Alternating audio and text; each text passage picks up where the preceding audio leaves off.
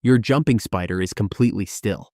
It found you a few seconds ago. You shifted in your chair, or picked something up, or just turned your head, and something in its peripheral vision caught. It turned towards you, and then it stopped. And it has not moved since. Its eyes are on you. Both of you know it. You are being looked at by something that, by every reasonable expectation, should not be capable of looking at anything in the way it is looking at you right now. You stay still. It stays still. You wonder if something is wrong. You wonder if it's asleep. You wonder if you've somehow entered a staring contest with an animal the size of a peanut, and whether you should be concerned about what it means that you're losing. It does not blink. It does not move. It is simply there, locked onto you, completely and utterly still, for what starts to feel like a very long time. Most people who share their space with a jumping spider have experienced this exact moment and had no idea what they were watching. What they were watching is one of the most sophisticated visual processes in the entire animal kingdom. And the stillness, the thing that made it feel strange, that made it feel like more than a spider looking at something, the stillness is the point. Welcome back.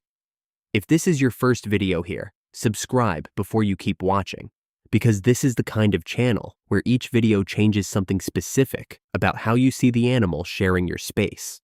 And today it's this, that still, unblinking stare that you've noticed and never quite known what to make of. Today, we're going to walk through exactly what is happening when your jumping spider locks onto you and goes completely still.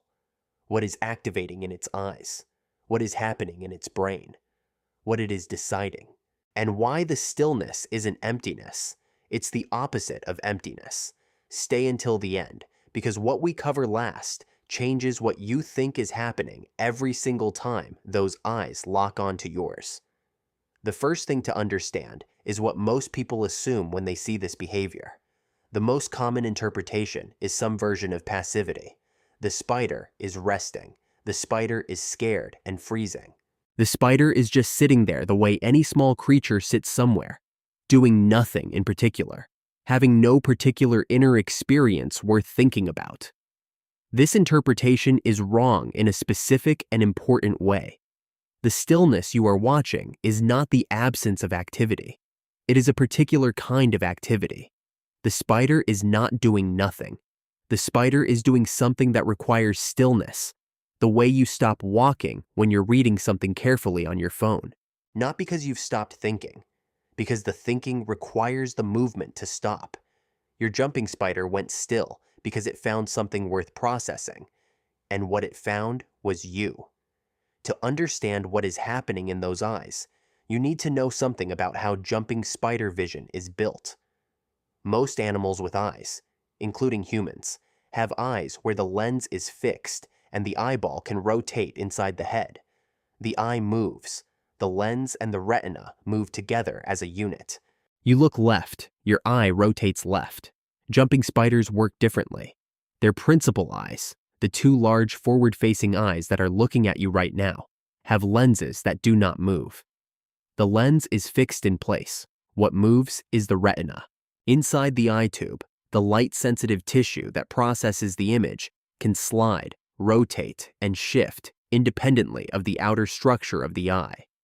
What this means in practice is that a jumping spider can appear to be looking directly at you, head still, body still, eyes pointed at your face, while the retinas inside those eyes are moving continuously, scanning across the image of you, tracing your outline, reading your features, processing your face in detail.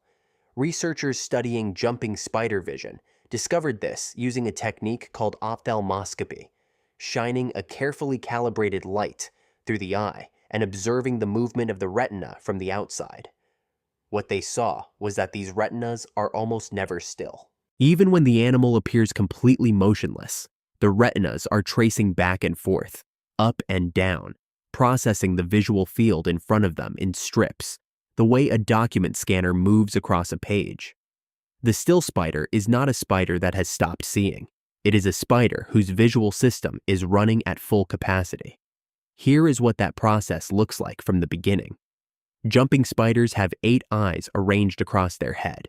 The two large principal eyes handle high-resolution detail over a narrow field, but surrounding them are secondary eyes, two at the side front, two at the sides, and two further back, that together cover nearly 360 degrees. These secondary eyes are low resolution but extremely motion sensitive. They are always running. They are always watching. When you moved, shifted your weight, turned your head, reached for something, one of those secondary eyes caught it. A signal was sent. The spider turned its body to face the direction of the motion. Then, the principal eyes came online. The moment the principal eyes acquired you, the scanning began, and the body went still. This is the moment you noticed.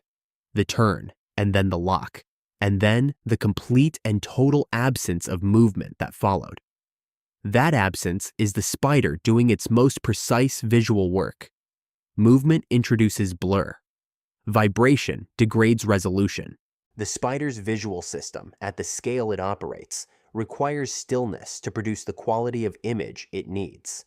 So it stops, completely, and it reads. What is it reading?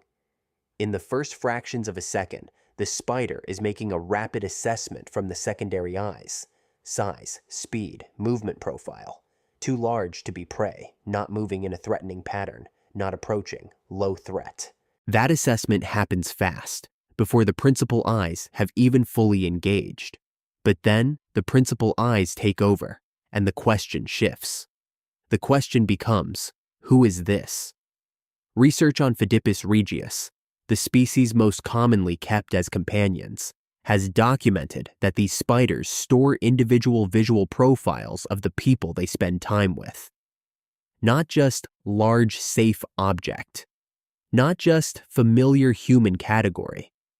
The specific person, the particular pattern of shape, proportion, coloring, and movement that is you.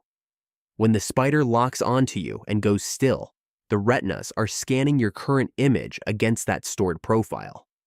It is a recognition confirmation. It is your spider checking that the thing it is looking at is the specific thing it thinks it is looking at, that you are you and not a stranger, and not something it needs to reassess from scratch. There is another layer that researchers have found even harder to account for. Jumping spiders appear to detect the direction of another creature's gaze. They can tell with meaningful accuracy whether an eye is looking at them or looking away. When you make eye contact with your jumping spider, the spider registers that you are looking at it. The mutual gaze is not just happening from your side. It is happening from both sides simultaneously. You know you are being looked at. Your spider knows it is being looked at. The stare is not one creature watching another. It is two creatures watching each other, both aware of the watching. Think about what this means for every time you have been on the receiving end of that still, unblinking attention. Your spider was not spacing out. It was not frozen. It was not doing nothing. It was running one of the most sophisticated visual processes available to any animal its size, scanning your face with retinas that move inside its eyes, checking your current image against a stored record of who you are, confirming your identity, registering that your eyes were on it. The stillness that felt strange was the tell. It told you that something was happening, that you had been noticed, not just as motion, not just as a large, non-threatening presence, but as a specific thing worth looking at carefully, worth stopping for, worth reading. Every time that spider went still and stared, it was doing something it reserved for things that mattered to it. You were one of those things. You still are. Before I go, I want to ask you something, and I'm genuinely asking, because the answers I get in the comments for these videos stop me when I read them. What did you think was happening the first time you noticed your jumping spider lock onto you and go completely still? What did it feel like in that moment, before you knew what it meant, to be looked at by something that small with that much intention? Tell me about it. What did you think was happening, and has knowing the science changed what it feels like to be on the other end of that stare? I'll see you in the next one.